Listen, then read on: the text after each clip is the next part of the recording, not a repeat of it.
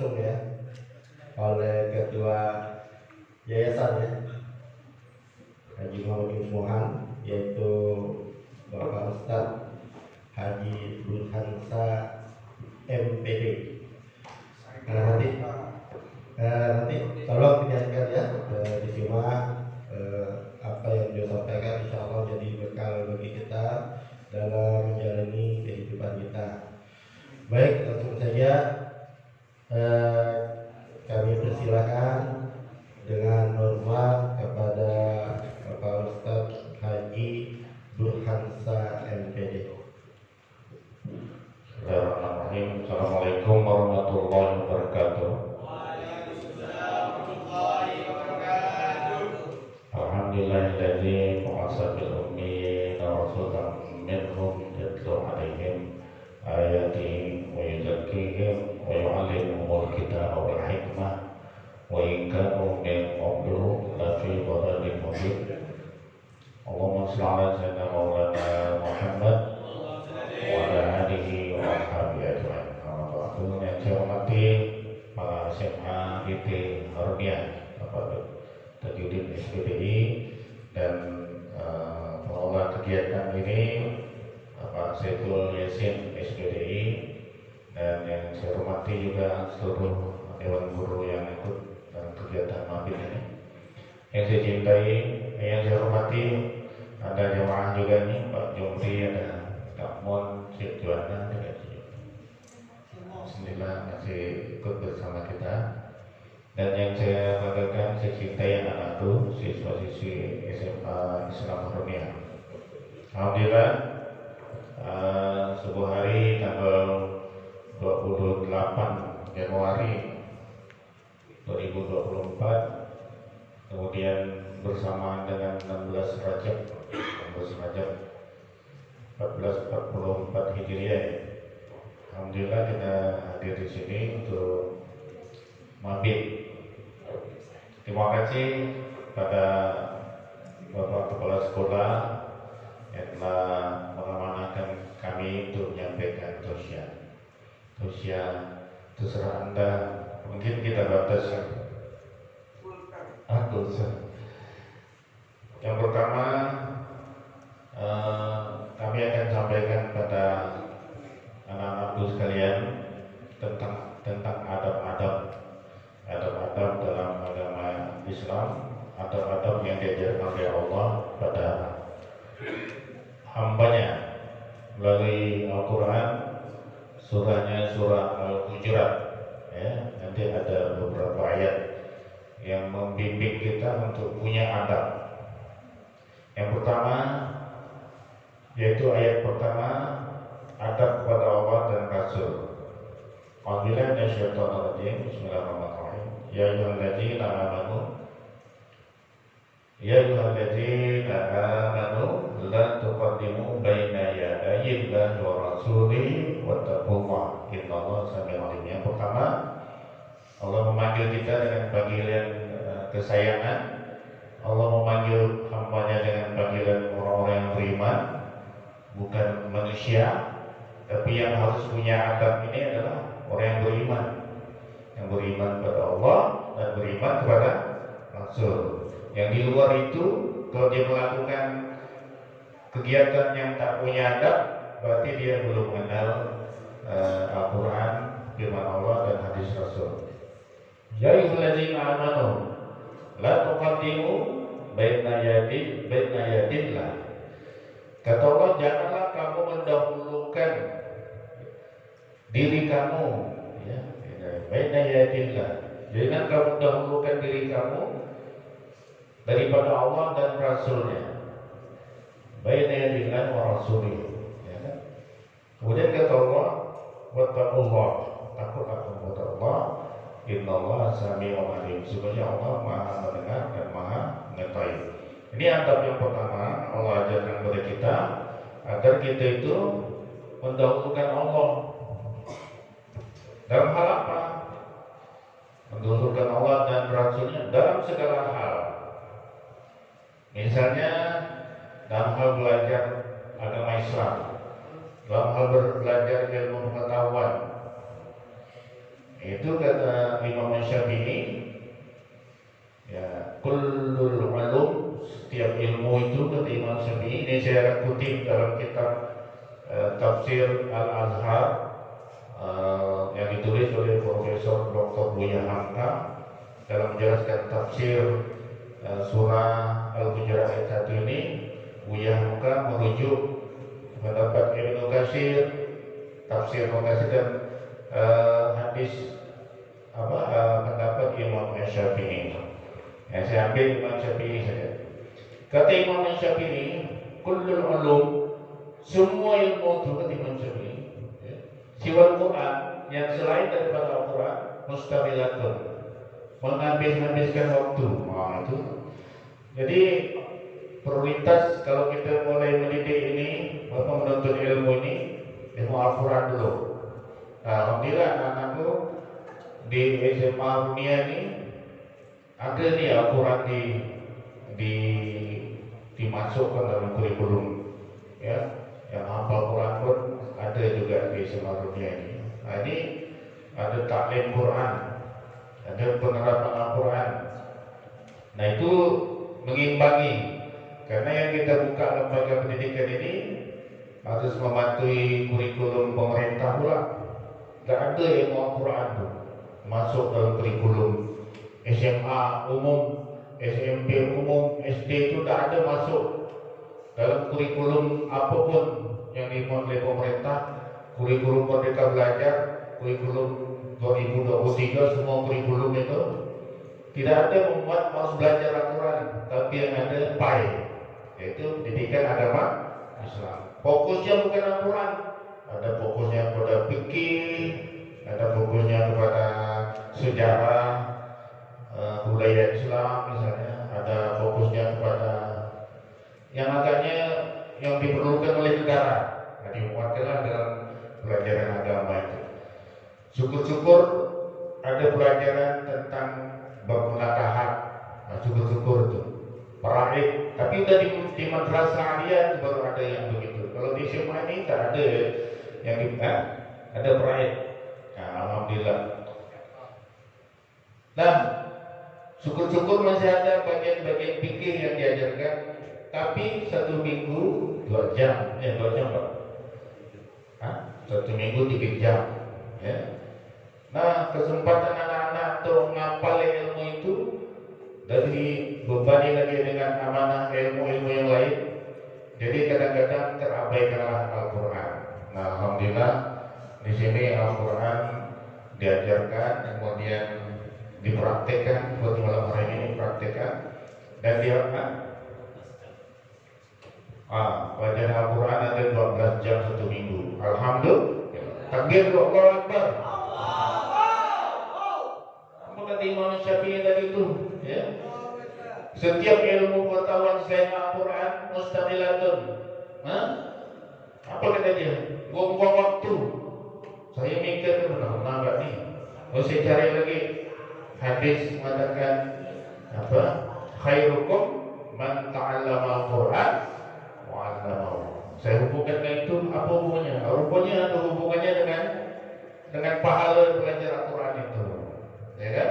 Jadi kalau belajar Al-Quran itu mulai belajar, mulai nyebut hurufnya alif lam mim, terbata-bata alif lam mim, terbata-bata, pahalanya tetap 1 huruf dapat 10. Kalau kita belajar mengaji kah, membaca, terus tetap hadiahnya 1 huruf 10. Kalau belajar matematika tak ada 1 angka 10, tak ada. Belajar bahasa Inggris 1 kata 10, tak ada. Tidak? Tak ada. Belajar kita ilmu yang paling terpenting dalam sekolah kita ni, IPA kah, fisika kah, biologi kah, matematika kah, semuanya tak dijanjikan ada satu huruf 10. Tak. Tapi kalau Al-Quran, kata Rasulullah, 1 huruf 10. Jadi kalau kita belajar Al-Quran itu, ya insya Allah kita mendapatkan pahala, tidak pernah tercecer pahalanya. Itu satu. Makanya bukan berarti ilmu lain itu tidak betul, betul. Tapi maksud Imam Syafi'i ini, sejak dari anak-anak itu seharusnya orang Islam itu sudah menghafal Quran. Ya kan? Kalau di Arab, negeri Arab sana itu anak-anak umur 5 tahun, 7 tahun, 6 tahun, 7 tahun itu sudah hafal Quran, baru sudah hafal 30 Quran, dia hafal hadis, dan tidak hadis arba'in sudah hafal hadis, baru dia belajar ilmu yang lain. Ilmu banyak ya orang-orang Islam yang hafal Quran, misalnya paham ilmu kedokteran seperti Ibnu Sina, Ibnu Rushd misalnya, itu orang-orang yang nanti berkembang menjadi para filosof Islam misalnya. Tapi mereka punya dasar Al-Quran dulu. Begitu punya dasar Al-Quran 30 juz sudah dihafalkannya, belajar ilmu apapun setelah itu tidak sesat ya, terus lurus. Nah, itu. Anak-anakku sekalian, para jamaah sekalian, inilah yang dikehendaki. Jadi kau dapat kita ni, termasuk kita lah para guru-guru, ustaz-ustaz, para khatib ni, ya haruslah punya hafalan Quran. 1 juz, 2 juz ke, 3 juz ke, ustaz-ustaz ni. Saya dulu merasa beda waktu saya belum punya hafalan Quran, ngasih ceramah, dengan saya sekarang memiliki alhamdulillah beberapa juz Al-Quran saya hafal, beda rasanya. Ya. Ada suatu beban yang harus dijalankan, disampaikan. Fadzakir bil Qur'ani may yakhafu wa'id. Beri peringatan dengan Al-Quran. Jadi kalau memberi ceramah, memberi khutbah itu, ambil Al-Quran dulu. Dimana pun kita ceramah tentang Isra Mi'raj, tentang Maulid, ambil Al-Quran dulu sebagai dasar. 1, 2 dalil yang pertama. Yang kedua dalilnya hadis. Nah, ya kan? Dalilnya hadis. Yang ketiga baru pendapat sahabat. Itu urutannya. Nah, yang terakhir baru ilmu apa dari para ulama-ulama yang kita anggap pas. Jadi Al-Quran, hadis, pendapat sahabat, fatwa sahabat, baru fatwa ulama. Baru kita sampaikan pemikiran kita. Begitu urusannya. Nah, apa yang disampaikan dalam Al-Quran surah An-Najmi misalnya. Wal najmi idza hawa ma dhalla sahibukum wa ma hawa wa ma yantiqu anil hawa. Tidaklah Muhammad itu mengatakan sesuatu pengetahuan tentang agama berdasarkan nafsunya. Wa ma yantiqu anil hawa in huwa illa wahyu yuha. Malaikat petunjuk Allah. Jadi Nabi Muhammad itu selalu mengatakan apa yang ada dalam Al-Quran, sampaikan. Apa yang ada dalam Al-Quran, sampaikan. Nah begitu. Jadi kalau Anda, anak-anakku, menemukan ada ulama, ada ustaz yang mengatakan tidak perlu Al-Quran, ini kacau. Menyampaikan ilmu pengetahuan tentang misalnya hal-hal yang prinsip tentang akidah, tentang apa, dia mengatakan tidak perlu Al-Quran, jangan percaya. Cari dulu Al-Qurannya. Tidak perlu hadis. Orang mengatakan menyampaikan agama tidak perlu Al-Quran, tidak perlu hadis, jangan dengar ilmunya. Ya Allah, Rasulullah telah mengatakan, taraktu fikum amrayn lan tadillu tamassaktum bihima kitaballahi wa sunnatur rasul.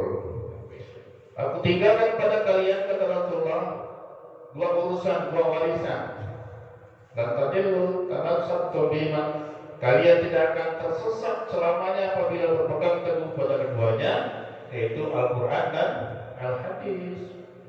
Nah jadi gitu, kita beragama ini jangan mengutamakan nafsu kita, akal kita, jangan mengutamakan pendapat kita, tapi cari dulu rujukan kitab Allah, sunnah Rasul. Begitu cara kita beradab. Begitu cara kita beradab pada Allah dan Rasul. Insya Allah aman kita. Alhamdulillah Bapak kemarin dapat amanah ngasih khutbah di Masjid Raya Mujahidin. Tidak sembarangan orang bisa masuk Masjid Raya Mujahidin. Banyak ustaz-ustaz yang pengen sana tidak bisa tembus.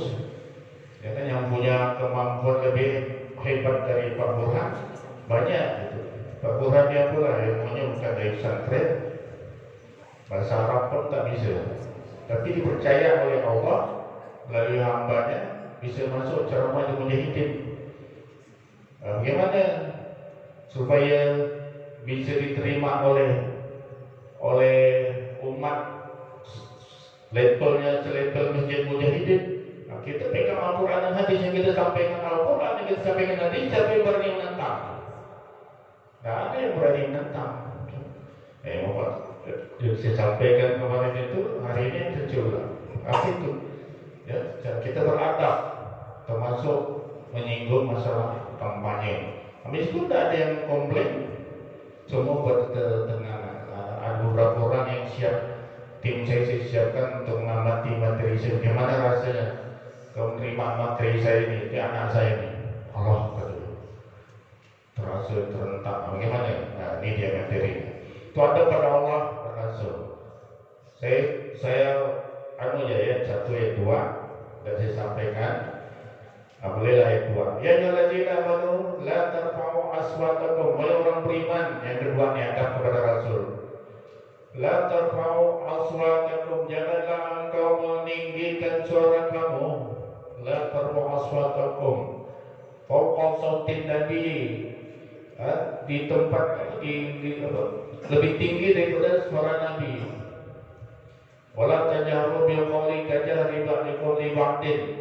Ya kan, janganlah kamu berbicara di depan Nabi itu dengan Nabi itu seperti kau bicara dengan teman-teman kamu. Kalau kita bicara dengan teman-teman itu pakai kaum ke depan Nabi, tak usah. Ya, kita harus merendahkan suara. Yang Nabi sudah tak ada, Pak. Dengan cara kami harus merendahkan suara dengan mak bapak kita.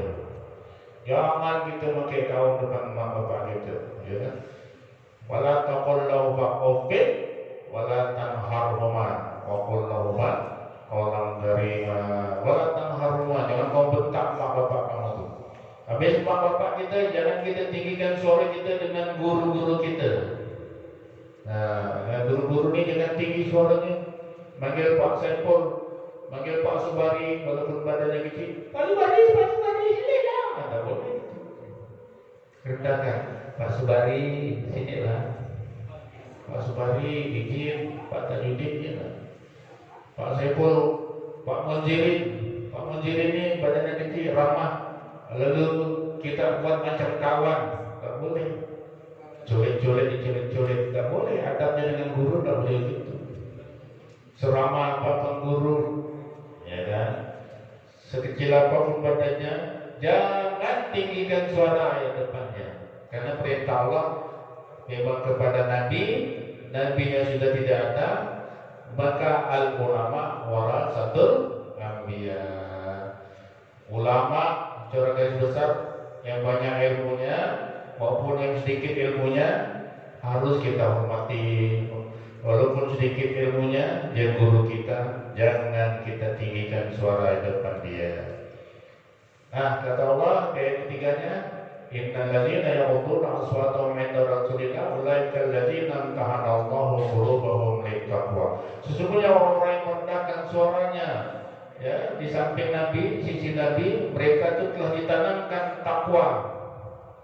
Jadi kalau kita merendahkan suara dengan pewaris-pewaris Nabi, para ulama, kalau guru-guru agama, maka di dalam hati kita itu diberikan oleh Allah ketakwaan. Lahum maghfiratun, bagi mereka adalah ampunan, wa ajrun 'adzim, dan bagi mereka mendapatkan pahala yang besar. Innal ladzina yunadu, ayat 4. Innal ladzina yunadunaka min wara'il hujurat aktsaruhum la ya'qilun. Sesungguhnya orang-orang yang memanggil kamu itu wahai Muhammad. Jadi kalau kita berakhlak pada Nabi itu, ya, Allah sendiri menunjukkan akhlaknya pada Nabi itu menghormati Nabi. Allah dalam Al-Quran kalau panggil Nabi itu dengan gelar, ya Rasulullah,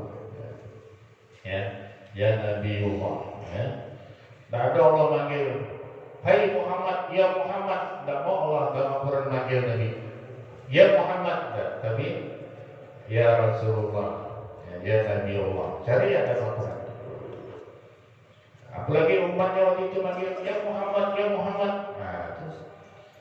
Jadi kita dah tak ada Nabi, pewaris Nabi kita panggil. Kalau kamu manggil Pak Saiful, Pak Saiful, Pak Saiful, pasti ada Pak yang betul tak? Nah, itu tandanya kita berakhlak. Kalau ada anak yang manggil Saiful, Saiful, Saiful, sopan tak?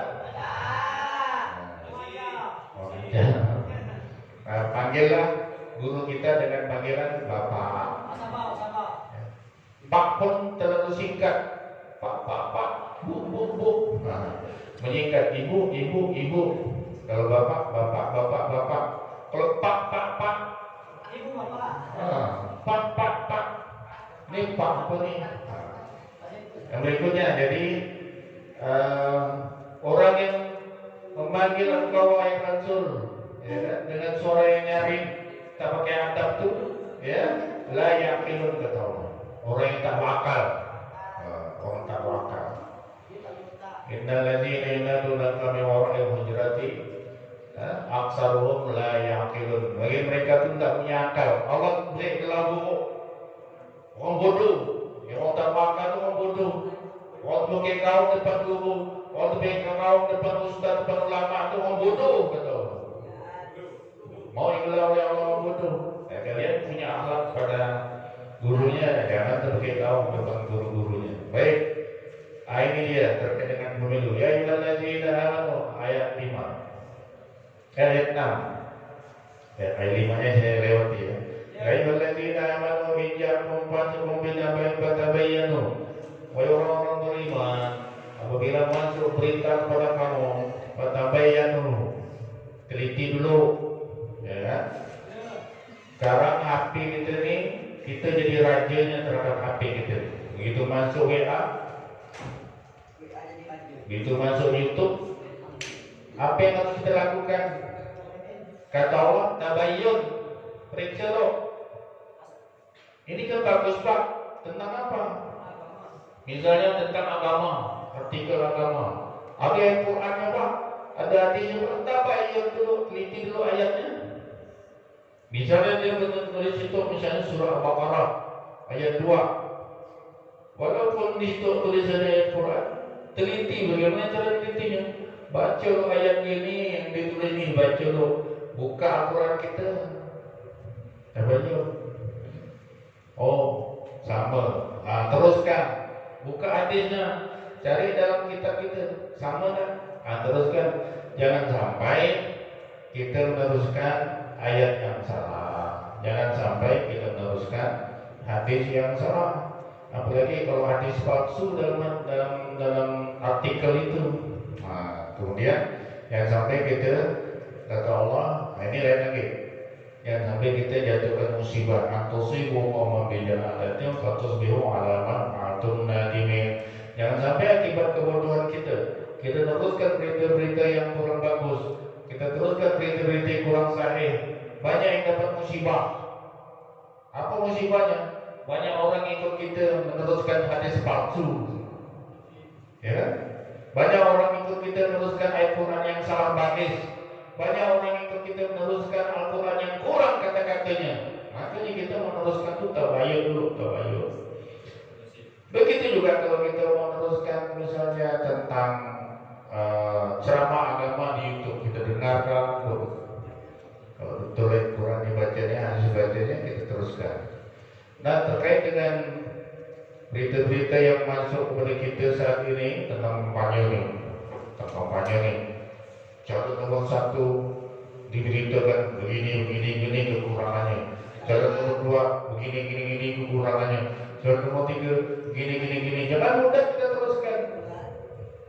Tabayyun tuh betul tak nih? Cara nomor 1 gini nih kekurangannya.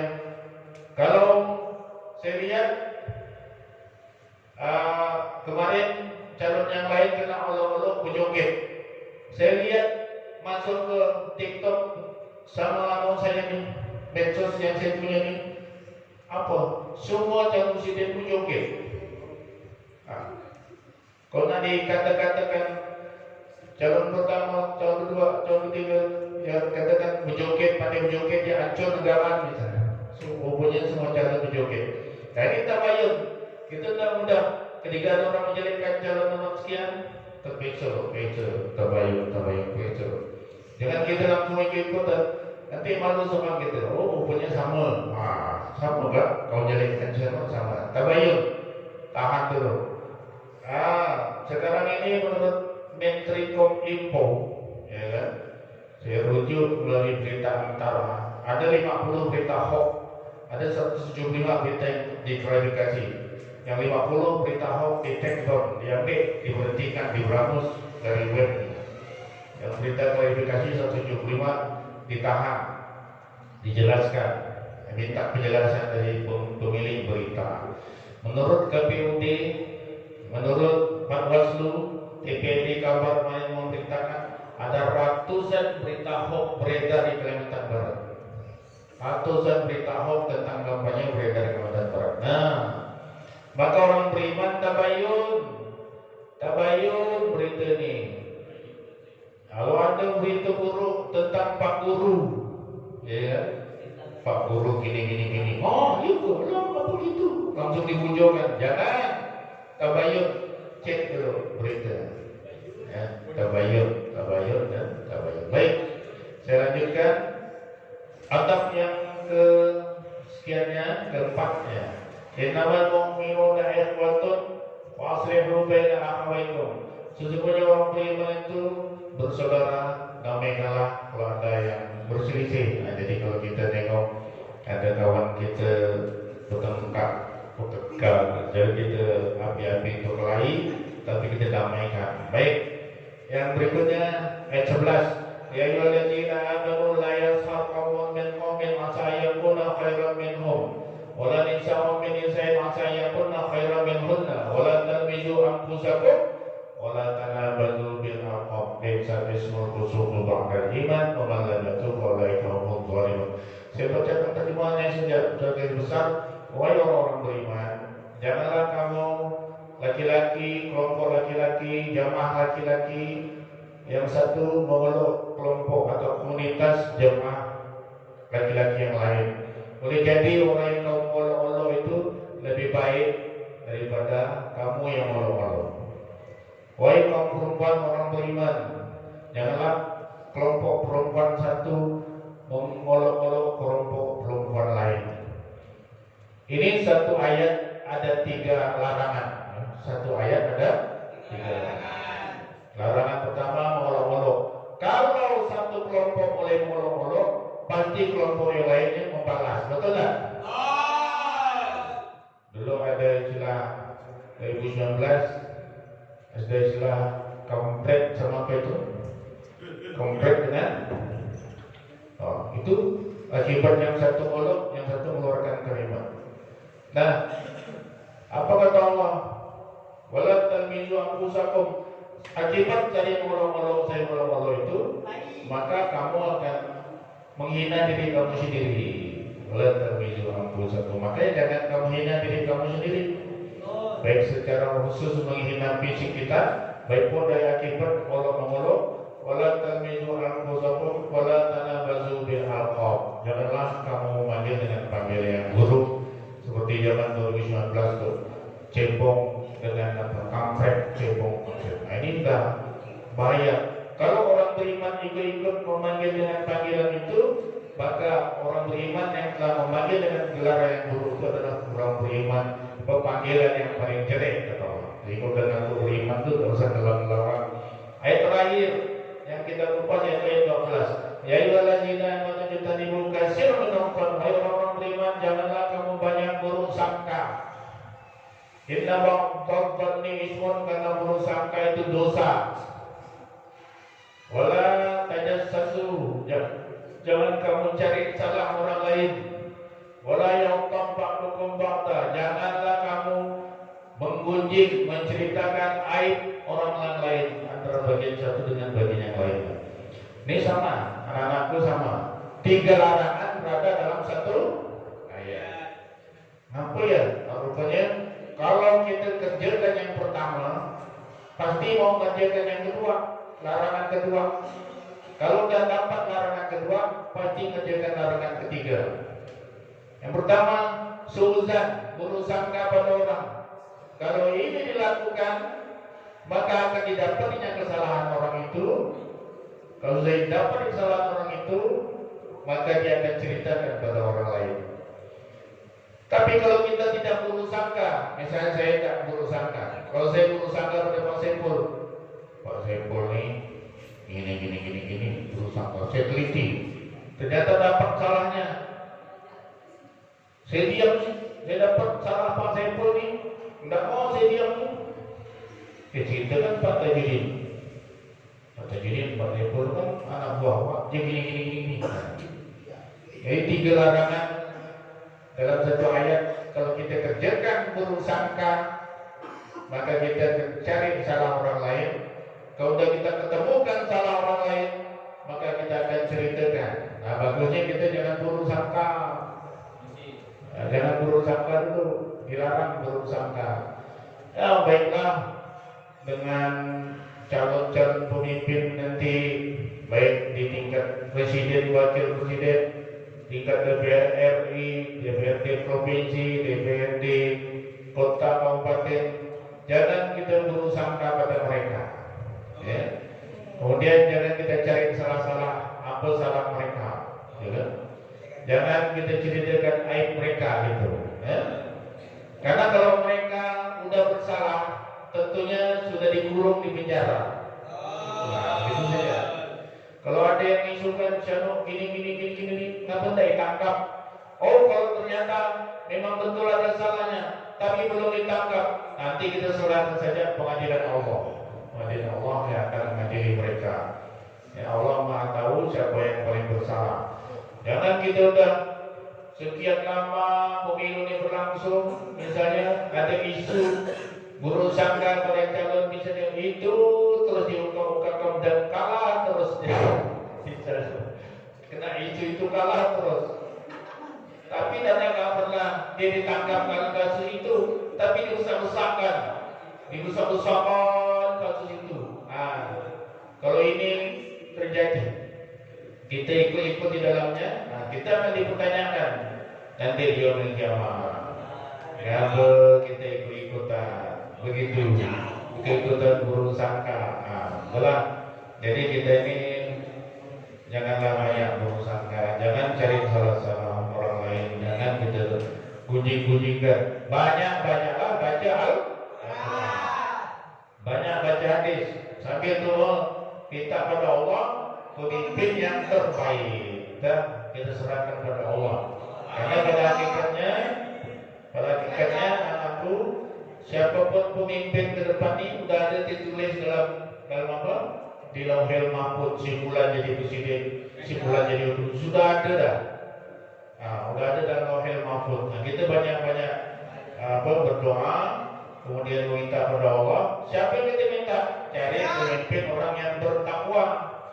Ayat berikutnya adabnya, ayat 13. Ya ayyuhan nas inna khalaqnakum min dzakarin wa unsa wa ja'alnakum syu'uban wa qabaila lita'arafu inna akramakum indallahi atqakum. Wahai manusia, ini baru manusia, bukan orang beriman. Wahai manusia, sesungguhnya kami jadikan kamu bersuku-suku dan berbangsa-bangsa untuk saling lita'arafu, saling mengenal. Kata Allah, inna akramakum indallahi atqakum. Orang yang paling mulia di antara kamu adalah yang paling bertakwa. Nah, kalau kita ingin memilih pemimpin, pilih yang paling bertakwa. Apa sihnya? Pilih yang paling bertakwa. Yang bertakwa itu apa? Alladzina yu'minuna bil ghaib wa yuqimuna shalah. Paling kurang yang mendirikan salat, membayar zakat, beriman pada Al-Quran, itu ciri bertakwa. Carilah pemimpin yang pandai sholat, yang pandai imam, tunjuk dia, kita tak salah lagi. Demikianlah yang dapat kami sampaikan pada jemaah sekalian. Saya tidak menyebut siapa yang bertakwa karena itu hak, bukan hak saya. Menyampaikan si bulan paling beriman, paling bertakwa. Hak Anda semua dan hak Allah dan Rasulnya. Yang mengetahui si bulan bertakwa atau si bulan tidak bertakwa, ini hanya memberikan isyarat dan kabar saja. Kalau mau cari pemimpin, carilah pemimpin yang beriman dan bertakwa. Demikian yang dapat kami sampaikan. Sebagai kesimpulannya, adab dalam Islam adalah bisa dirujuk dari Al-Quran surah Al-Hujurat. Ayat pertama adab pada Allah, ayat kedua, ayat ketiga adab kepada Rasulullah Sallallahu Alaihi Wasallam. Ayat ke-6 itu kita beradab dalam menerima informasi, baik informasi yang baik maupun informasi yang buruk. Adabnya kita harus tabayun. Kemudian yang kelima, ayat ke-10 kita diingatkan untuk memperdamaikan orang beriman yang berselisih. Kemudian ayat 11-nya ada 3 larangan dalam satu ayat. Jangan suka olok-olok, jangan menghina diri sendiri, akibat olok-olok kita akan terhina. Kemudian jangan memanggil dengan panggilan yang buruk. Ayat 12-nya ada 3 larangan juga. Jangan buruk sangka, jangan cari salah orang lain, jangan ghibah, jangan ceritakan salah orang lain. Kalau kau mulai mengerjakan buruk sangka, pasti kau temukan salah orang lain. Kalau kau temukan salah orang lain, maka engkau akan ceritakannya. Maka apabila yang kau lakukan, kata Allah, ya kan? Kata Allah, ayyuhibbu ahadukum an ya'kula lahma akhihi maitan fakarihtumu. Kamu itu seperti makan bangkai daging saudaramu sendiri. Maukah kamu makan bangkai daging saudaramu sendiri? Tentunya tidak. Nah, kalau memilih pemimpin di ayat 13-nya, pilih orang yang bertakwa. Baik, terima kasih. Mohon maaf jika ada kata-kata yang kurang baik. Wassalamualaikum warahmatullahi wabarakatuh. Terima kasih kepada Ustaz Burhan Shah yang bagian telah menyampaikan tausiahnya kepada kita semuanya. Mudah-mudahan bisa kita amalkan ya apa yang beliau sampaikan. Acara selanjutnya adalah zikir pagi.